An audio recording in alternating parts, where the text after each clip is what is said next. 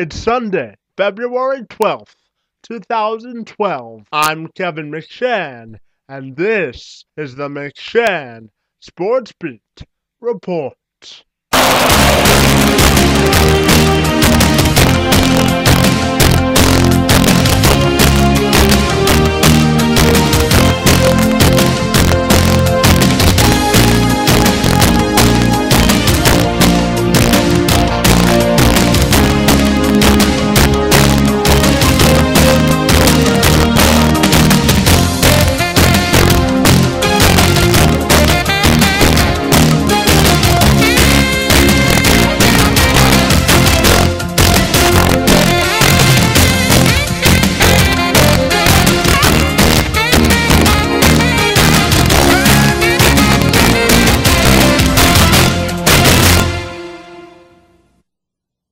Start out with the Big Ten. Mark Hollis, MSU's athletic director, confirming what we read on the air yesterday. The Big Ten is not only pondering a playoff, but they're out there putting ideas out there for the rest of the schools, for the media. Stuff like this, it's not some accident that it leaked out. The Big Ten is now taking a proactive approach on how they'd like to see the national championship decided. The idea that's put out there, I'm a big fan of. I don't think but I think it's a step in the right direction. And what it would be is a Final Four of football. You would get rid of the BCS, take the top 4 teams, play a semifinal on campus, which I love, and then have your national title. I like it. Not perfect. I don't know that anything realistically will be. The Big Ten also, though, wants to still maintain representation in the Rose Bowl. I think the Rose Bowl will demand the same. To me, again, not perfect, but a big step forward, and I am all systems go on this one. I like it a lot, and I'm happy that the Big Ten is finally coming out of the cave a little bit to spearhead it. Yeah, trendsetters. What's next? Indoor plumbing. 248-539-9797. I'd like your thoughts. I'd like the people's thoughts on this. Mike, I think this is an excellent plan. I'm gonna go further than that. Nothing is perfect. This is very close to it. You still keep the BCS bowls. You take the top 4 out of that. And you know what? Here's what's going to suffer. The BCS bowls will suffer because you're going to take the top 4 teams out of that. You know what? Don't care. We're going to get a better representation for a national championship. And here's the other thing that is very important to people here in the Midwest. You get home field if you're a higher seed. Now, why is that important? Because most of the time, here's the excuse I always hear. When a Big Ten team loses to back in the day, Florida State, Miami, whatever. Well, yeah, we always have to play on their terms, on their fields, on fast fields and everything. You know what? What happens when a Southern team or an SEC team has to come up north now and then? That's not to say it's going to happen every year, but if you're the better team, you get every advantage that you want. And that is the way it should be. So there'll be no excuses. I love this. Can I add a caveat to it? Add a caveat. Fun. And I'm going to ask the people this, 248-539-9797. Very simple. The Big Ten is putting out that they would like a 4-team playoff, home field advantage, and still get representation in the Rose Bowl. I know many people would rather have an 18-team playoff or a 16-team playoff, okay? But here's what I'm going to put it out as. I'll give you your 14 playoff. I'll even put it in for next year. Okay. Big Ten's going to get its way. I'm going to give it to you. But here comes the but. But that's all you're ever going to get. It's a 30-year deal. 4-team playoff, semifinals, home field advantage. Still get the representation in the Rose Bowl. But I'm bitching and complaining to me in 10 years, 15 years, 20 years. It's a 30-year deal. Non-negotiable. So you want this to roll? I'm saying, if you want it now, understand what you're agreeing to. Otherwise, fight the good fight. Let's get this puppy out to 8. 8 is the ultimate compromise. 8 is what I think realistically could happen. I don't ever see 16. Would I love 16? Of course I would. But I don't ever see it happen. But if you agree to the floor, you're never going to get 8 or 16. That's it. 30-year deal. Got to live with it. I'm okay with that because I know we're not going to get your 18 thing for a long time anyway. So we may as well do this. Improving in imperfect science takes a certain level of skill, ingenuity, and precision. And for the Big Ten Conference, they're stepping into the spotlight and uncharted territory in an effort to ditch the BCS system and replace it with a 4-team playoff system. The only question is, will it work? And will anyone else be so bold to take a bite out of the burger of flexibility and modernization? BCS Executive Director Bill Hancock chimed in with his thoughts on the matter on Tuesday night, reminding everyone that it's important for all parties involved to take a step back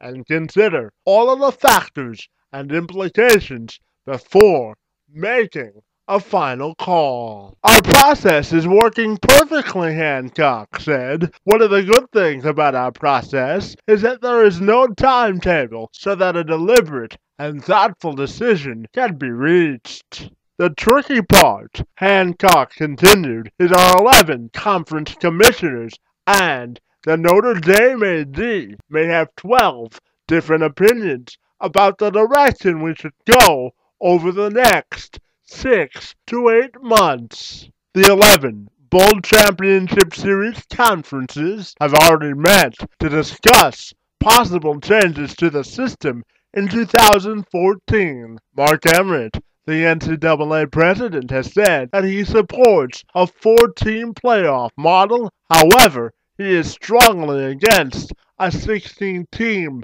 playoff format. Michigan Athletic Director Dave Brandon has been one of the most vocal sounding boards when it comes to this very topic. Brandon remains open to any possibility that keeps the conference and the Pac-12 tied together in the Rose Bowl. However, Brandon admits that he's taking a more skeptical approach to the +1 model. I know a lot of people would love to see one more great football game, but I'm not sure that this type of playoff system would make it more fair, Brandon said. At some point, you have to draw the line. With 4 teams, there will be controversies about who those 4 teams should be, because it's usually not clear. On the newly minted Jamie and Wojo radio program on 97.1 The Ticket, both Jamie Samuelson and Bob Winowski tackled the topic of a possible playoff system with the people of Detroit, and here's a sampling of what they had to say. Jamie and Wojo, 97.1 The Tickets. All right, Wojo, you think this plan is brilliant? Yeah, this Big Ten proposed, yeah. No, not Big Ten proposing for a national playoff, of course, because there are 50 or 60, they're saying, plans out there, because I think college football has realized, and I've always been, generally speaking, anti-playoff. I think it's too out of control. Because you do what college football tells you you're going to do. No. And you'll like what college football tells you you're going to like. And I would have been fine with the +1, another game after. But this is actually a very interesting idea. So what stat did you want to cover? Since the advent of the BCS, of the actual 1 versus 2 matchup in the national championship, which goes back to 1998, if you take the top 4 teams each year since then, in the rankings, how many times would the Big Ten have hosted a semi-final game? Because that seems to be the great fear. What would be the great fear on the rest of the country is venturing into a cold weather city. Yeah, because they're wusses. How many times, in other words, was a Big Ten team ranked? So in the last 14 years. First or second, because the one will play 4, 2 will play 3. 3 times? Bang! Is it 3? Well done, Mike. Ohio State? I don't have the years. Ohio State, the year they won the national championship. Right. And I would think the 2 years Ohio State lost the national championship, right? Because they were either 1 or 2. Right. And the 1 year they beat Michigan when Ohio State was 1 and Michigan was 2. Michigan dropped to 3. Yeah, thanks so to Gary would have been Davis. on the road for the summer. Yeah, Michigan would have been on the road against Florida, ironically, and that would have been not the game. Everybody wanted to see the Michigan-Ohio State rematch, but everybody was arguing between Michigan and Florida being the second best team that year. Right, and this year it would have been LSU hosting Stanford and Alabama hosting Oklahoma State. Who would not want to see those games? Come on. Jamie, it's fine. It's mid-December. Suck it up. Push it into mid-January, like some people are talking about. I know. 248-539-9797 is the phone number. Roger, you're on 97.1 The Ticket. What's up, Roger? Well, first of all, good to hear you guys on the radio. Happy New Year, Mojo. Happy New Year, Roger. Hey, just one little tweak I'd like to make to that proposal for the Big Ten is to have whoever loses those games make them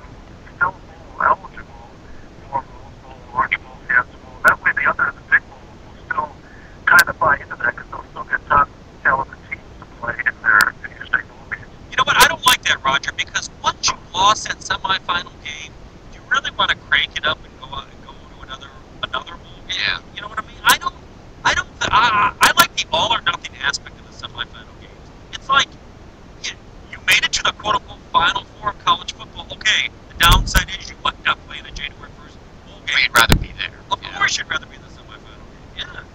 I like the all or nothing aspect of it. We'll get this off for different opinion. No, it's actually somebody on the ticket text said the same exact thing too, which is should the semifinal game losers qualify for bowl games? That's from Big John on the ticket text 97136. But I'm with you because first of all, the players will be like, whatever, and then the big thing for the bowls is how many fans travel. I don't think that many fans. I mean, yeah, the diehards would travel, but if you're like a Michigan State fan and you lose the semifinal game, are you really going to go to the Fiesta Bowl to watch? No, but right, That would be a downer. proposal by the Big Ten addresses one of the major issues I've always believed is that everybody just assumed all these preliminary games at neutral sites would be filled stadiums when a fan base might be asked to travel 3 times during the summer. That to me never made any sense. This addresses it. And by the way, ticket texter, unnamed, anonymous, at 97136, a 6-team playoff. I think your last caller took a math class in the SEC's. No, the next to last caller. Wasn't the last? No, but that's the whole thing. The top 2 teams get a bye, and I'm not in favor of that at all. No. I would go with a 4-team or an 8-team. Let's go with a 9-team. Let's go with a 13-team. I think that's what Bud Selig's planning this year when you play it. 248-539-9797. Jim and Alan Park, 97 won the ticket. Hey, Jim. Hey, what's going on, guys? How are you? James. You know, 2 things. One, we keep saying national playoff, and until you include everybody, it's not a national playoff. And so that's why I think you have to have at least an 8-team playoff.